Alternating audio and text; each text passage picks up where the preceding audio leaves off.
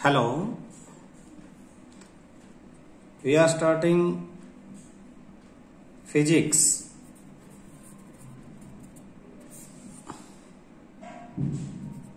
Chapter 2, units and measurements. Class 11th. Units and measurement. Second chapter 11th class का बहुत important chapter है। Actually इस chapter में आप लोग समझेंगे कि मेजरमेंट कहते किसे हैं।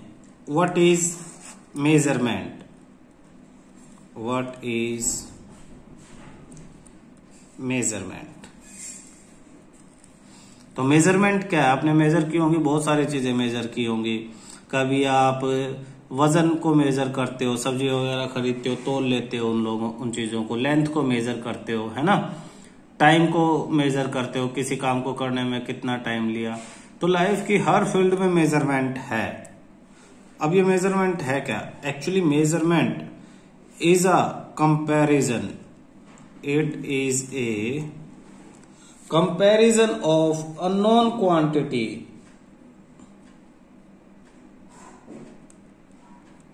comparison of unknown quantity by a known quantity। यानी ये कंपैरिजन है। कंपैरिजन किसका, अननोन क्वांटिटी का, यानी जिसका हमें मालूम नहीं है। किससे कंपैरिजन, नॉन, जिससे हमें मालूम है। एग्जाम्पल देखो, बहुत सिंपल। जब आप सब्जी खरीदने जाते हो तो एक तरफ तो आपको मालूम है नॉन क्वांटिटी, यानी जो आयरन के वेट्स हैं वो रखे हुए, उनके ऊपर लिखा हुआ 2 kg, यानी आपको एग्जैक्ट मालूम है ये नॉन क्वांटिटी है। नॉन आपको पता है 2 kg। आप इधर सब्जियां रखना शुरू करते हो, तब तक रखते चले जाते हो जब तक कि इक्वल नहीं है। जब इक्वल हो जाएगा तो आप कह दोगे yes it is also 2 kg, है ना। तो आपने सिर्फ क्या किया, दोनों को कंपेयर किया है, कंपेयर। तो मेजरमेंट क्या है, सिर्फ कंपैरिजन है। आप जब डिस्टेंस को मेजर करते हो, डिस्टेंस, तो एक लाइन है ए बी, आपको ए बी का डिस्टेंस मेजर करना है। तो आप क्या करोगे कि आप एक स्केल लोगे, है ना। तो स्केल को आप उसके लाइन के साइड में रखोगे। एक्चुअली स्केल पे जो लेंथ है वो आपको मालूम है, ये नॉन क्वांटिटी है स्केल, और जो लाइन है वो अननोन। जब आप मेजर करोगे, सामने देखोगे, अच्छा यहां पॉइंट आया है, तो नॉन था आपको 5 सेंटीमीटर। जब उसको कंपेयर करके इक्वल हो गया तो आपने इस पे भी लिख दिया 5 सेंटीमीटर। तो मेजरमेंट कुछ भी नहीं है, मेजरमेंट है किसी ऐसी क्वांटिटी जो आपको पहले पता है, उसका जिस क्वांटिटी का नहीं पता उससे कंपेयर करना। और यूनिट्स, यूनिट्स क्या है। अब जब हमने कंपेयर किया इन क्वांटिटीज को, जैसे स्केल को मुझे मालूम है यहां से यहां तक सेंटीमीटर कहते हैं ना, तो ये सेंटीमीटर यूनिट है। वजन को किलोग्राम, तो किलोग्राम यूनिट्स है। आपने किसी पर्टिकुलर स्टैंडर्ड वैल्यू को यूनिट बना लिया है। ऐसा नहीं है कि हमेशा से दुनिया में 1 kg का वजन उतना ही है जितना आज होता था, ऐसा कुछ नहीं है। हमने क्या किया, हमने एक पर्टिकुलर वेट लिया और उसको 1 kg मान लिया। और यूनिवर्सली जब साइंस डेवलप हुई, दुनिया सब एक दूसरे को जानने लगे, तो यूनिवर्सली उसी वेट को ही 1 kg माना जाने लगा और उसी की कॉपी सारी दुनिया में फैला दी। क्लियर। ऐसे ही पर्टिकुलर डिस्टेंस को हमने 1 मीटर मान लिया और उसी की कॉपीज हमने सारी दुनिया में फैला दी कि यही 1 मीटर होता है, और आगे से इसी को 1 मीटर मानेंगे। तो ये तो था यूनिट एंड मेजरमेंट का simple meaning. Measurement, comparison, units, value of a standard quantity, किसी भी स्टैंडर्ड क्वांटिटी की वैल्यू को यूनिट कहते हैं और उसी वैल्यू में हम चीजों को मेजर करते हैं। अब किन्हें मेजर करेंगे, टॉपिक है मेजर करेंगे किन्हें, तो आता है आपके पास एक शब्द जिसकी डेफिनेशन भी आपसे पूछ ली जाती है, physical quantity. Physical quantity, all those quantities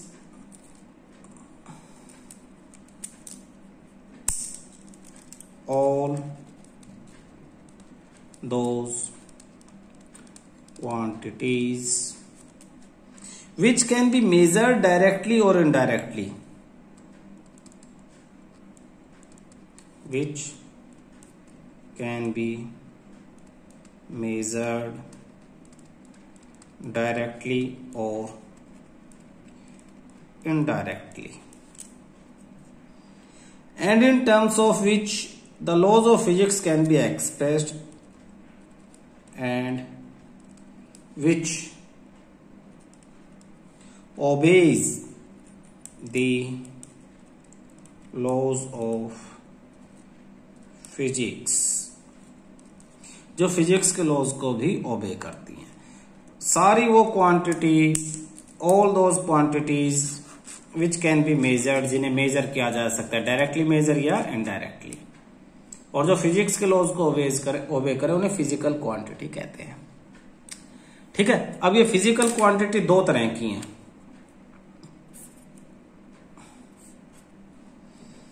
एक फंडामेंटल और दूसरी derived.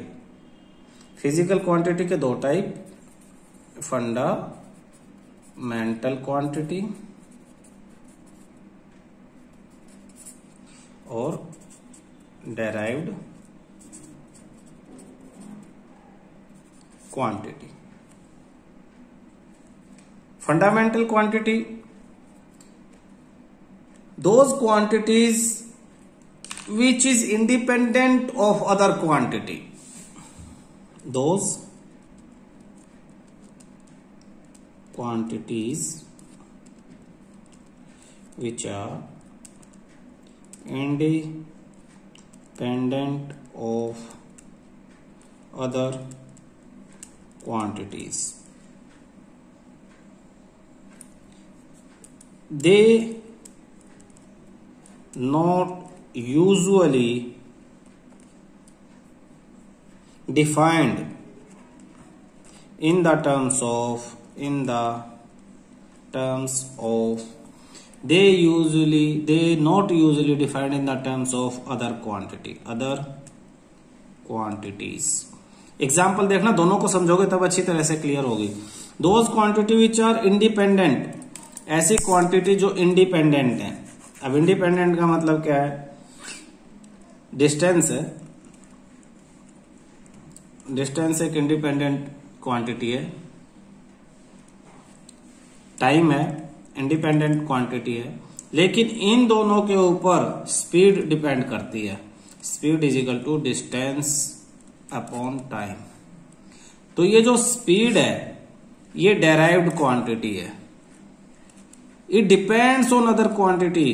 Derived, it depends on other quantities, ये दूसरी क्वांटिटीज पे डिपेंड करती है। It is expressed in the form of other, in the form of other, दूसरे की फॉर्म में से एक्सप्रेस करते हैं। Example, speed distance upon time. Acceleration, acceleration एक फिजिकल क्वांटिटी है। Change in velocity, change in velocity upon change in time, change in time, ये acceleration है। तो दोबारा समझना, मेजरमेंट किसे कहेंगे, comparison of a known quantity with a known quantity. Units in which we compare, units are those through which we compare the known quantity. और आपके पास फिजिकल क्वांटिटी, जिन्हें कंपेयर कर सकते हैं, जिन्हें मेजर कर सकते हैं, ऐसी सब क्वांटिटीज को फिजिकल। अब जैसे लेंथ है, डिस्टेंस है, वजन है, स्पीड है, वेलोसिटी है, एक्सेलरेशन है, ग्रेविटी है, मास है, फोर्स है, वेट है, प्रेशर है, इन सब चीजों को मेजर कर सकते हैं, सब फिजिकल क्वांटिटी है। लेकिन प्यार, गुस्सा, नफरत, लगाव, ये सब चीजें भावनाएं हैं, हम इन्हें मेजर नहीं कर सकते, फिजिक्स के लॉज को ओबे नहीं करते, इसलिए वो फिजिकल क्वांटिटी नहीं है। फिजिकल क्वांटिटी को दो पार्ट्स में डिवाइड करते हैं, फंडामेंटल एंड डेराइव्ड। तो फंडामेंटल तो वो होती है जो इंडिपेंडेंट होती है दूसरे पे, वो दूसरे पे डिपेंड नहीं करती, और इनको एक्सप्लेन करने के लिए दूसरी क्वांटिटीज की हेल्प नहीं ली जाती है। डिस्टेंस है, टाइम है, मास है, मास। डेराइव्ड जो दूसरों पे डिपेंड करती है, दूसरे की हेल्प से इन्हें एक्सप्रेस कर सकते हैं, एक्सेलरेशन है, स्पीड है, वेलोसिटी है। क्लियर है? वॉल्यूम है, वेट है, तो बहुत सारी चीजें हैं ऐसी जो इनसे डेराइव होके ये बनती हैं। अब हमारी फंडामेंटल क्वांटिटी हैं कितनी? फंडामेंटल बेसिक फिजिकल क्वांटिटीज, तो फंडामेंटल बेसिक जो फिजिकल क्वांटिटीज आपकी ली गई, वो आपकी ली गई है 7।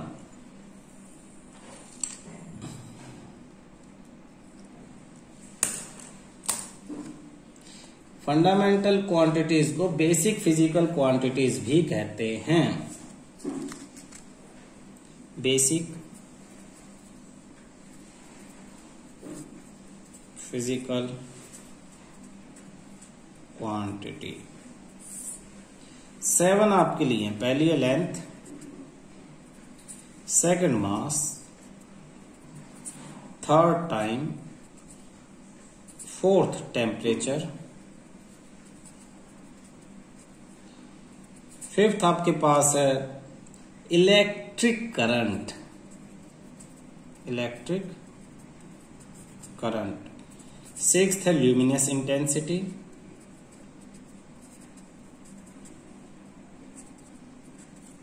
और सेवंथ आपके पास quantity of matter, quantity of matter.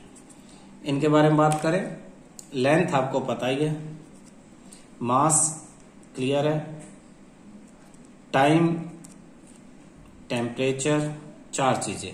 Electric current I 10th में पढ़ चुके, ये भी क्लियर है।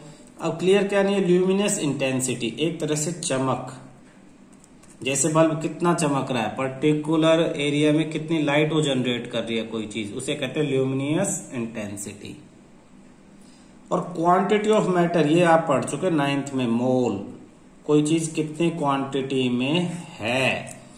ये 7 हमने बेसिक फिजिकल क्वांटिटी मानी है, और हम बाकी सभी डेराइव्ड यूनिट्स को, डेराइव्ड फिजिकल क्वांटिटी को इन्हीं के कंपैरिजन से डेराइव करते हैं। क्लियर है? तो टेम्परेचर की SI यूनिट केल्विन, ये याद रख लेना।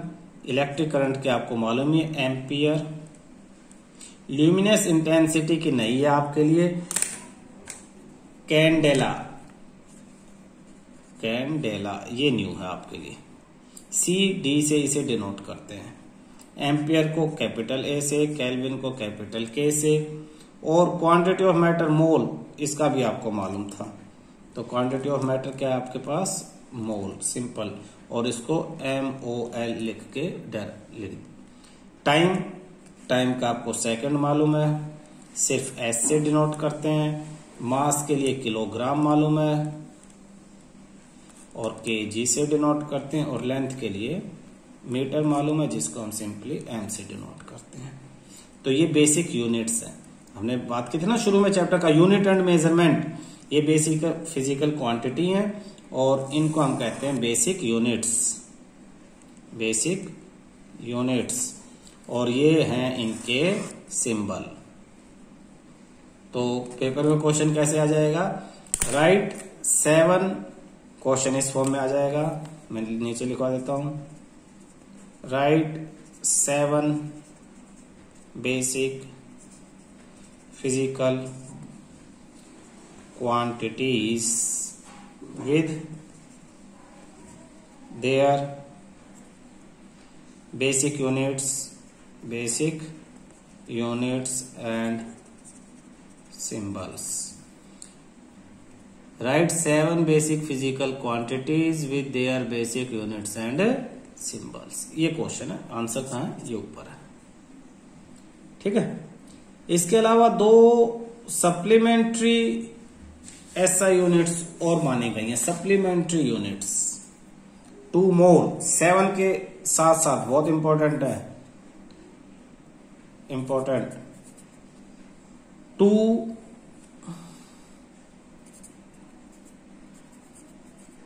सप्लीमेंट्री एसआई यूनिट्स, 2 अलग से बिल्कुल बाद में मानी गई हैं। पहला एंगल, लेकिन एंगल 2 तरह के हैं, तो एक एंगल को हमने लिख दिया प्लेन एंगल और दूसरे को लिख दिया सॉलिड एंगल। अब दोनों में क्या फर्क है, सॉलिड एंगल, प्लेन एंगल 2 जो लाइन है उनके बीच का एंगल, जो आप हमेशा से पढ़ते आए हो, प्लेन एंगल। जबकि सॉलिड एंगल क्या है, सॉलिड एंगल जैसे कोई फुटबॉल है और उसमें सेंटर से ऊपर से कट लगा दिया और कट से सेंटर तक पहुंच गए हैं, तो ये जो 3 डायमेंशनल एंगल बनता है इसे हम सॉलिड एंगल कहते हैं। ठीक है, प्लेन एंगल की जो बेसिक यूनिट है वो रेडियन है। रेडियन आपने मैथ में चैप्टर किया होगा, तो मैथ में पता है, एंगल को अभी तक आपने डिग्री में पढ़ा है, डिग्री, लेकिन डिग्री ऐसा यूनिट नहीं है। जैसे टेम्परेचर को आपने सेल्सियस में, फारेनहाइट में पढ़ा, लेकिन ऐसा यूनिट तो केल्विन है, 9th में आप पढ़ चुके हो, केल्विन इज द ऐसा यूनिट ऑफ टेम्परेचर। ऐसे ही एंगल को आपने डिग्री में पढ़ा है, लेकिन ऐसा यूनिट है आपकी जो 11th के मैथ के फर्स्ट चैप्टर में आप कर चुके हो, रेडियन। रेडियन ARAD से डिनोट करते हैं। और सॉलिड एंगल का है स्टेरेडियन, स्टेरेडियन SR से इसे डिनोट करते हैं। तो ये भी बहुत इंपॉर्टेंट है, लिखवा लेते हैं, 1 नंबर में दे देंगे। 2 सप्लीमेंट्री जो SI यूनिट्स हैं वो लिखो, कौन कौन सी हैं, उनके यूनिट्स क्या है और उनके सिंबल क्या है। देखना, हमने यहां पे जब मेजरमेंट के बारे में बात की, फिजिकल क्वांटिटी की, तो हमने कहा था मेजर्ड डायरेक्टली और इनडायरेक्टली। तो मेजर्ड डायरेक्टली और इनडायरेक्टली को थोड़ा सा हम आगे समझने की कोशिश करेंगे। मेजर्ड डायरेक्टली, पहला पॉइंट आपका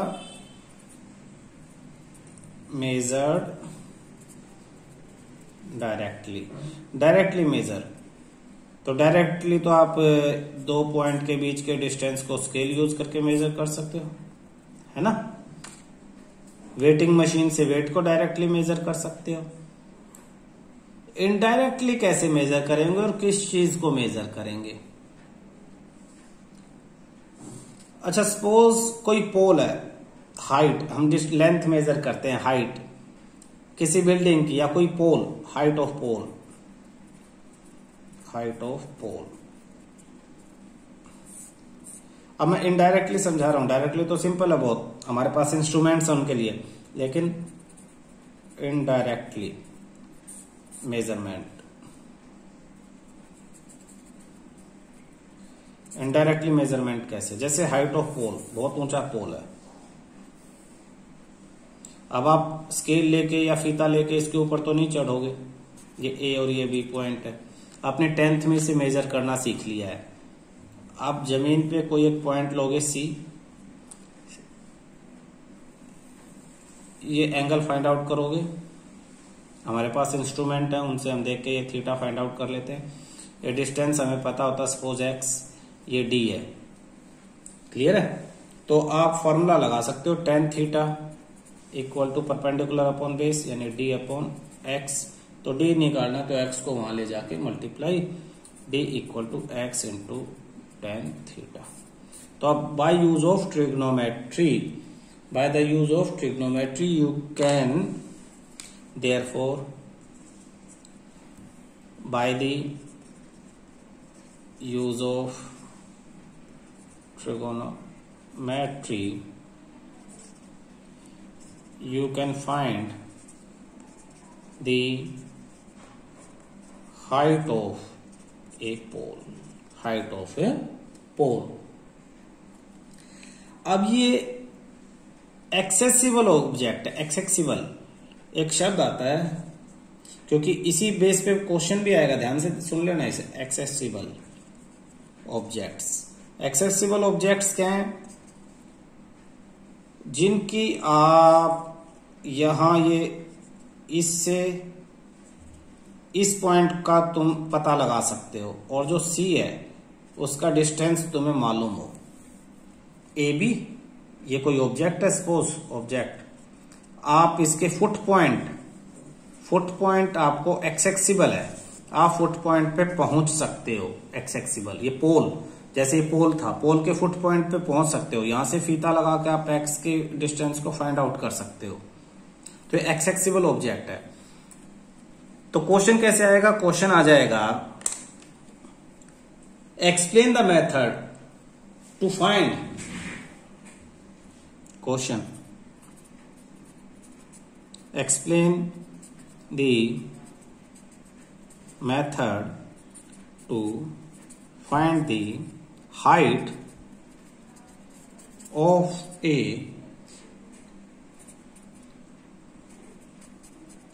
accessible object। ठीक है, तो आप इस ट्रिग्नोमेट्रिक मेथड को एक्सप्लेन कर दोगे। Let A B is the height, let it is d, and let point C be the point of observation at a distance of x from the point A. Now we can measure the angle theta, and we know that according to trigonometry tan theta is equal to d upon x perpendicular upon base, therefore d equal to x tan theta। अब d भी हमें find out कर सकते हैं क्योंकि theta हमें मालूम है और एक्स हमें मालूम है, दोनों का यूज करके डी निकाल सकते हैं। लेकिन टॉपिक एक्चुअली क्या सीखना है अब हमें? एक्चुअली अब हमें सीखना है एक्सप्लेन। मैं पहले क्वेश्चन लिखवा देता हूं, explain a method for the height for finding the height of a inaccessible object। inaccessible object की हाइट कैसे फाइंड आउट करोगे? अब पहले inaccessible object क्या होती है वो समझ लो। तो inaccessible object जिसका फुट, inaccessible object जैसे कोई माउंटेन है, ये माउंटेन है भाई, ये ठीक है ना। अब ये ए पॉइंट, ये बी था और ये ए था। अब आपको ये वैल्यू नहीं मालूम और ना ही आप यहां पे जा सकते। Mountain is a inaccessible object, mountain is a inaccessible object, क्योंकि आपको ये एक्स जो वैल्यूज थी, आपको अब ये एक्स वैल्यू नहीं मालूम। तो आप क्या करोगे? आप कोई भी एक पॉइंट लोगे, जैसे ये अर्थ है भाई नॉर्मल, ये ग्राउंड है, आप ग्राउंड पे कोई भी एक पॉइंट यहां लो, कहीं भी एक पॉइंट ले लोगे, क्लियर? उस पॉइंट को सी लेते थे और वहां से अब आप टॉप पे देखोगे अपने इंस्ट्रूमेंट की हेल्प से। ये टॉप पे देख लिया ये, और ये फिर आप एंगल फाइंड आउट कर लोगे। जो इंस्ट्रूमेंट ये काम करता है उस इंस्ट्रूमेंट का नाम है sextant. Sextant is a instrument which is use to find the angle. Adjust करते हैं हम उसे, उसके दो पॉइंट होते हैं, दो लाइनें होती हैं कुछ इस तरह की, जैसे मेरा हाथ है, एक साइड ऐसे उठती है, ऐसे खुलती है, एक सेम रहती है, और उसमें दूरबीन जैसी चीज लगी होती है, वो पॉइंट हम देखते हैं और बीच का एंगल आ जाता है मेजर करके, सेक्टेंट।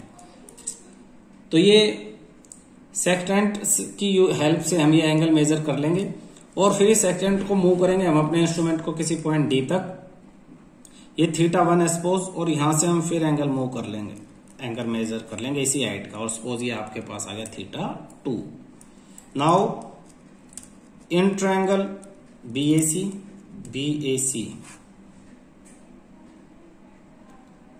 परपेंडिकुलर अपॉन बेस, कोट अगर हम यूज करें, cot theta 1 base upon perpendicular, x upon इसे एच ले लेते हैं, x upon h, and in triangle BAD cot theta 2 equal to h upon, इस डिस्टेंस को डी ले लो, h upon d plus x, ये हो गया। ये सॉरी ये base upon hypotenuse d plus x upon h, ये फर्स्ट इक्वेशन, ये आपकी second minus first, cot theta 2 minus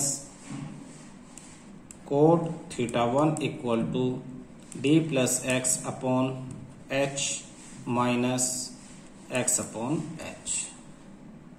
दोनों का डिनोमिनेटर सेम है, एक साथ ले लेते हैं, cot theta 2 minus cot theta 1 equal to h d plus x minus x, x से एक्स कैंसिल, तो ये आ जाता है cot theta 2 minus cot theta 1 equal to d upon H.